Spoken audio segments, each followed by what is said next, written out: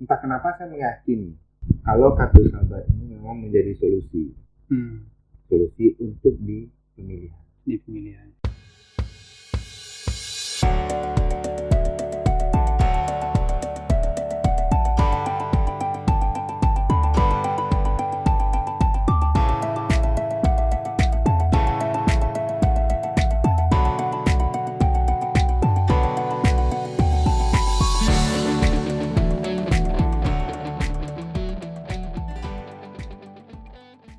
Kerabat Andalas TV, kita kembali melakukan perbincangan dengan Huda Donizar, anggota DPRD Provinsi Sumatera Barat, dan saat ini menjadi Wakil Ketua Komisi 5 ya, Jadi Wakil Ketua Komisi 5 DPRD Provinsi Sumatera Barat.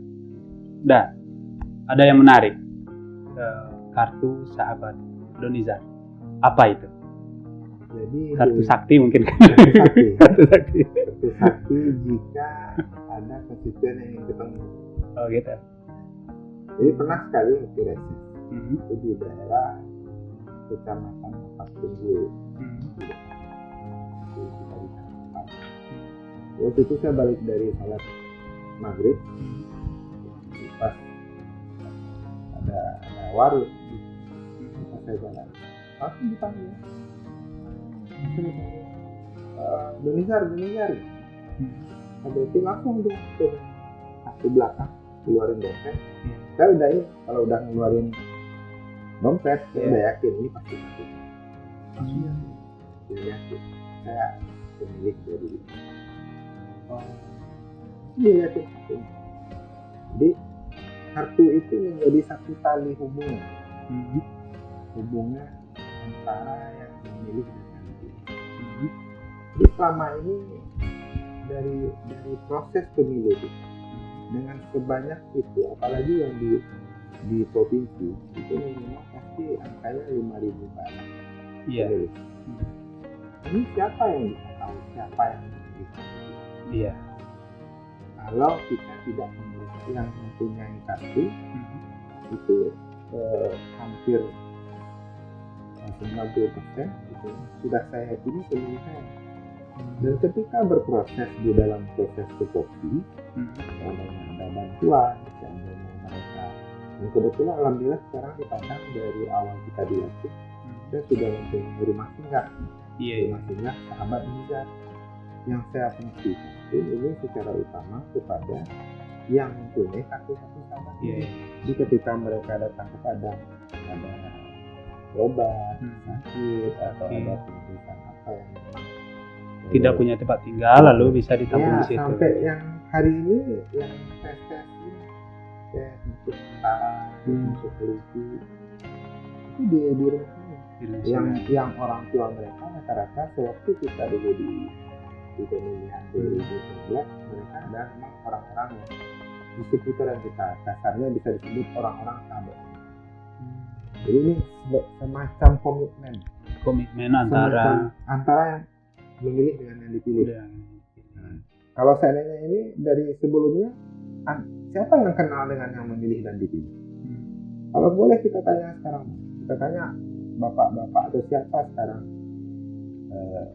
di masyarakat secara umum, Bapak ingat nggak pemilihan 2019 kemarin itu yang dipilih DPR RI siapa? Provinsi siapa? Kabupaten siapa? Ini rata-rata orang sudah tidak ingat lagi. Yang memilih kita tanya sekarang itu rata-rata sudah tidak. Apalagi yang dipilih. Orang yang memilih aja udah tidak ingat siapa yang dipilih. Jadi kalau saya merasa, saya melihat kartu sahabat Donizar ini bisa menjadi solusi untuk menekan mengembalikan kepercayaan masyarakat terhadap dan menjadikan ini tali silaturahmi yang jelas, yang kuat ya antara pemilih. Dari mana idenya? Kok ada kan? Ya kan dulu orang kan jualan. Iya. Kan ya. Sebelum saya di 2014 kita turun, kita ini cerita di kedai. Iya. Pasti mereka untuk apa nih? Setelah dipilih dia akan lupa. Ada satu lagi, kalau nggak ada uang nggak mau. Jadi rata-rata masyarakat ini merasa kecewa dengan pemilihan-pemilihan yang terjadi sebelumnya, karena setelah memilih, orang yang dipilih ini tidak menepati janji, orang yang dipilih tidak ingat kepada dia, orang yang dipilih ini menjadi sombong dan seterusnya. Nah, jawaban dari sini ketika saya tanya lagi, kalau kita bikin ini ya kayak semacam apa ya, mengambil kesimpulan lah dari beberapa tempat ini. Ketika kita tanya kepada mereka ini, sebenarnya mereka harapkan apa? Ketika dipilih, masyarakat ini berharap mereka kembali. Mereka datang kembali yang dipilih ini ke tempat mereka, dan mereka membawakan program-program apa yang mereka bisa lakukan dari parlemen untuk mereka. Nah, pertanyaan saya kepada mereka, apa yang bisa membuat mereka yakin kalau setelah dipilih? Apa yang membuat masyarakat yakin ketika setelah memilih tanpa uang, dia pilih, dia tumpangkan harapan, apa yang harus menjadi pegangan dia? Jadi kartu itu personal garansi juga dari seorang Donizar ya. Dan itu kalau saya yang ada sama saya sekarang itu kurang lebih 12.000 kartu yang telah beredar. Yang sudah beredar. Berarti kalau komit berarti sudah pasti itu satu kursi kembali gitu. Kalau saya meyakini kalau ini berproses yang baik, tapi logikanya kalau tidak kalau harus naik karena ada kepuasan. Ketika masyarakat ini merasa puas hati, tetap tidak semua masyarakat yang paham juga, tapi ada juga yang sebagian kecil dari masyarakat menganggap ini seperti ATM. Bergantung kita cara menerangkan. Karena dia mikir ini berarti tiap ketemu nanti kayak ATM. Terus jangan kerjasama juga dengan Bang Nagari. Tinggal isi aja lagi. Tapi manipulatif juga jadinya bisa jadi diduga ya. Jangan ya. Nah, apa manfaat yang didapat ketika memiliki kartu itu? Yang pertama, antara yang memilih dan pilih mempunyai kartu kesehatan. Bagi yang kita milih, yang jelas mereka mendapatkan kesehatan. Yang kedua, kalau dalam posisi hari ini, ketika yang mereka yang punya kartu ini orang ini masuk ke dalam data-data di dinas sosial DPKS, dengan data-data lain, kan banyak program dari pemerintah provinsi yang bisa kita buat, yang bisa kita berikan kepada kemarin ada kawan ekonomi. Cuma sayangnya kan memang banyak masalah. Contohnya begini, di dalam satu sahabat Donizar 12.000 ini ada misalnya 5.000 masyarakat yang tidak, tapi yang 5.000 ini tidak masuk di dalam data terpadu. Ya. Jadi ketika memberikan bantuan, ketika DPKS ini belum diupdate, maka mereka ini tidak masuk. Nah, ini yang jadi masalah bagi kita. Apa yang dilakukan kalau pertama kemarin saya minta ke Kementerian Sosial di Jatim, yang kemarin sudah balik juga dari Provinsi DKI, mereka lumayan bagus untuk data. Jadi ini menjadi sebenarnya sudah masalah nasional, termasuk di Sumbar sendiri. Sumbar sendiri ini pengaruh provinsi dan kabupaten kota terhadap DPKS, pengaruh provinsi kecil, tidak sama dengan DKI yang menjadi otonomi khusus. Kalau DKI dia bisa langsung ke kota-kota mereka, ke kelurahan. Tapi kalau kita kan tidak bisa. Kabupaten yang punya peran khusus di sini. Jadi saat di DPKS ini, kalau kabupaten kota tidak memberikan anggaran ke dinas sosial terkait pendataan kembali, direview lagi data-data yang sebelumnya, didata lagi. Kalau mereka tidak berikan, otomatis data akan seperti ini. Akan terus seperti ini. Nah, kemarin secara komitmen di komisi. Kami bersepakat meminta kepada gubernur melalui ke dinas sosial Dinas gubernur sosial ya. untuk memberikan intervensi kepada kabupaten kota agar yang pertama menganggarkan ke dinas sosial masing-masing untuk pendataan kembali. Karena nanti juga menyangkut itu. Oh, data kemiskinan kan. Ya, Tahu rata-rata kabupaten kota kan takut juga kan data orang miskinnya banyak gitu kan. Tapi yang jadi masalah sebenarnya di kabupaten kota itu saya lihat dia kan dari dinas sosial ini turunannya ke bawah. Itu yang menjadi mengambil data ini adalah nagari. Kalau di desa kan sebenarnya nagari punya peranan yang sangat penting. Nagari harus membuat musyawarah nagari untuk namanya kan di nagari ini ada warganya 5.000 ini dengan data mereka yang ada dari daerah-daerah mereka disimpulkan bahwa masyarakat penerima yang berhak menerima bantuan pada periode ini dari tanggal ini sampai tanggal inilah kita kasih periode itu sekian orang. Data realnya dulu ambil, semuanya dapatlah nanti data 1.000. Dari data 1.000 orang ini otomatis kan kita adu dengan data yang lama DPKS. Ketika data dari DPKS ini kan proses ekonomi mereka ini kita nggak tahu.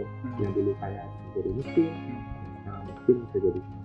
Jadi dasarnya pengupgrade data dengan kondisi tertentu. Nah yang jadi masalahnya kadang-kadang yang milik dulu ini perangkat-perangkat yang ada di daerah. Kadang-kadang sama. Kadang ada yang dekat-dekat lah. Jadi kadang-kadang untuk mengeluarkan ya. Jadi ini mungkin kalau saya melihat kalau untuk data DPKS ini dan ini mungkin secara kepentingan pribadi saya kan larinya ke satu sahabat saya, ke orang-orang yang memilih saya. Tapi secara umum yang jadi bentuk masalahnya seharusnya dari tingkat nagari mereka telah sudah seharusnya. Tapi itu udah dijelaskan sama pemilik kartu sahabat. Sudah ya. Dan dapat dipahami lah ya. Ya tetap juga ya. Kadang-kadang kan yang paham ada juga ya. Tapi saya nanti tulus saja. Saya tidak punya beban. Yang jelas saya dulu memberikan janji, saya coba tepati.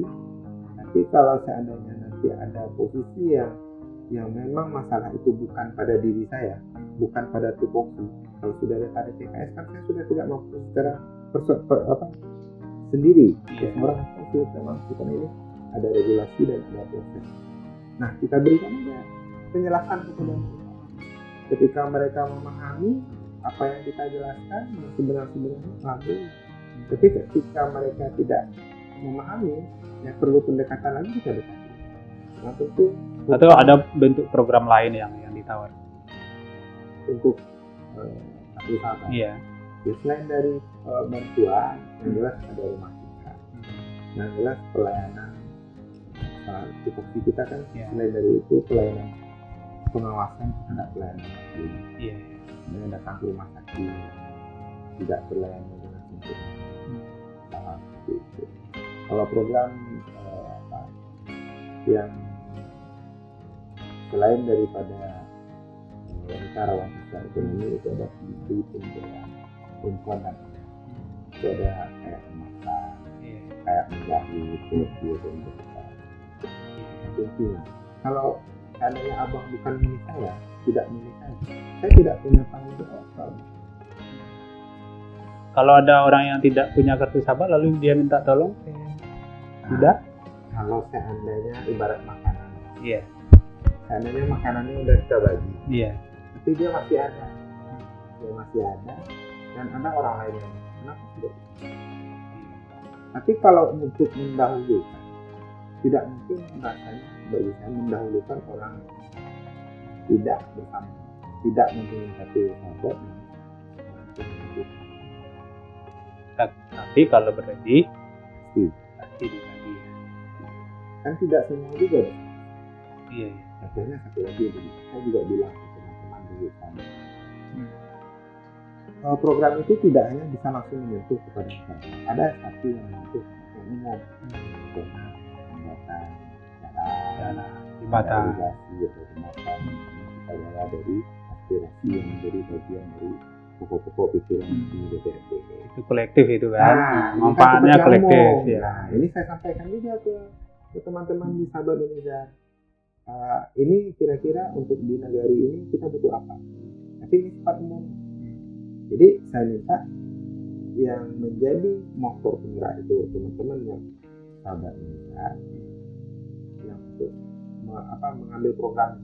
Jadi saya ini datang ke lokasi namanya Nagari A. Saya datang ke Nagari A ini karena memang ada Sahabat Donizar di sana yang memikirkan kepentingan umum seperti jalan, dan itu yang saya lakukan. Jadi kita ada prosesnya memang langsung ada kepentingan umum, memang kita berikan sampai ke masjid mana-mana masjid yang tepat.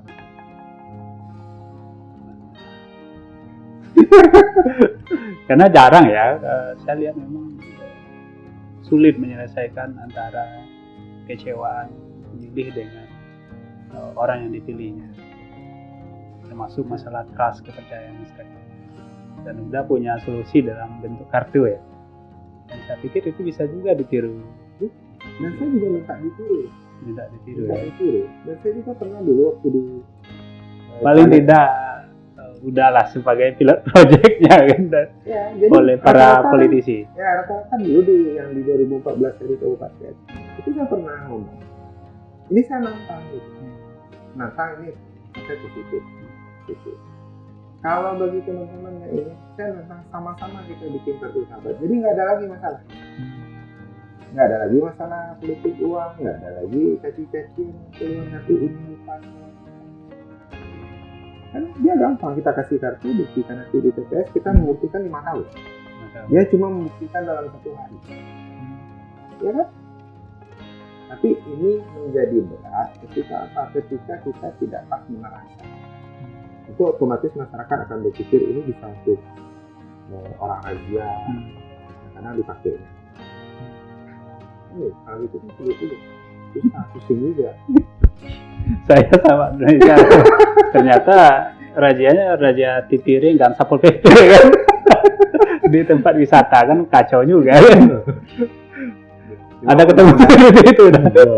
Cuma kalau yang sama lantas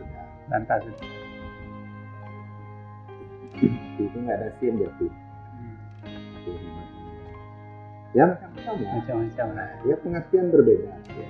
Mana tahu ini kartu sakti katanya kan, bisa dimanfaatkan di mana saja. Jadi saya bilang pengennya ini karena saya di Komisi 5 ada bidang kesehatan, ada beberapa rumah sakit yang menjadi mitra. Kalau saya kepengennya di rumah sakit, kalau jujurnya dari atau termasuk swalayan boleh juga lah. Jangan. Kalau rumah sakit boleh lah ya. Sakit. Oke, udah. Semoga apa yang kita bincangkan dapat dipahami oleh para kerabat, termasuk para sahabat Donizar, dan semoga bertambah sahabatnya. Dan saya juga di forum mungkin entah kenapa saya meyakini kalau kartu sahabat mau menjadi solusi untuk di pemilihan. Cuma mungkin agak berat ketika ini arahnya DPRD lebih banyak. Tapi minimalnya harus ada konsep. Kalau kita biarkan pemilu seperti ini, politik seperti ini, semakin lama memang hitungannya uang. Iya. Itu uang. Karena masyarakat ini sudah merasa mereka tidak dapat apa-apa selama orang pilih itu duduk. Sudah ada kita. Kalau tidak kita mulai dengan hal-hal seperti itu, kalau tidak kita mulai dengan kita membincangkan, kita membuat opinion, kita coba membahas betul, kalau apa lagi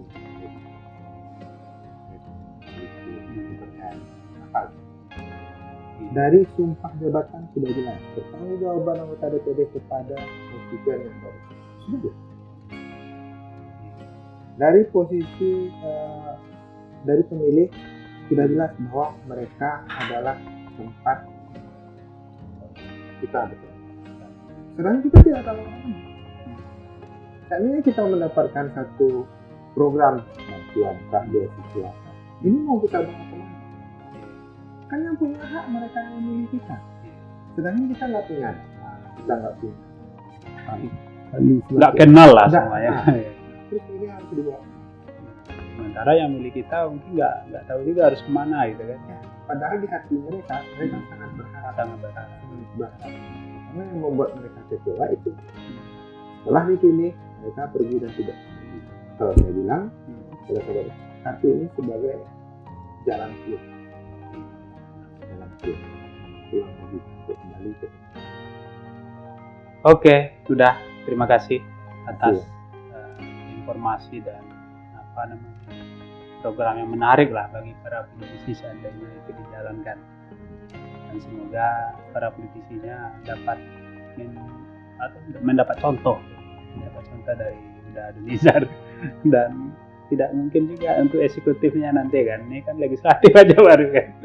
Insya Allah. Terima kasih dah atas kehadirannya di Andalas TV. Kerabat, demikian perbincangan kita dengan Huda Donizar, anggota DPRD Provinsi Sumatera Barat dari Partai Kebangkitan Bangsa, yang juga Wakil Ketua Komisi 5 DPRD Sumatera Barat. Terima kasih atas perhatiannya. Sampai jumpa.